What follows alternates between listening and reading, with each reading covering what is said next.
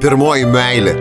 Jie ateina netikėtai kaip pavasaris po ilgos žiemos, gaivus, kupinas pažadų, žalias, kvepiantis, alsuojantis gaiva ir šiluma.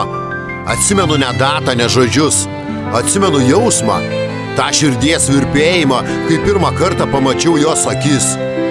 Ta nežinojimą, kodėl viskas staiga tapo kitaip.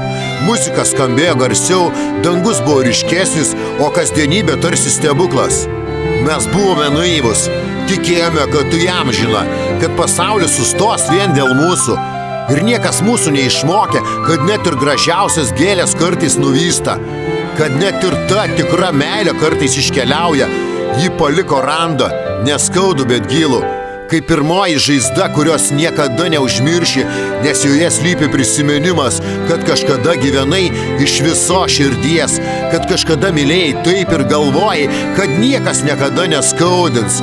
Pirmoji meilė buvo pirmoji pamoka apie džiaugsmą, apie netektį, apie tai, ką reiškia pasitikėti.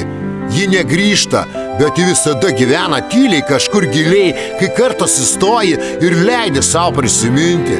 Nes pirmoji meilė tai ne žmogus, tai ne būsena, kai pirmą kartą supratai, kad tavo širdis priklauso nebe tau vienam.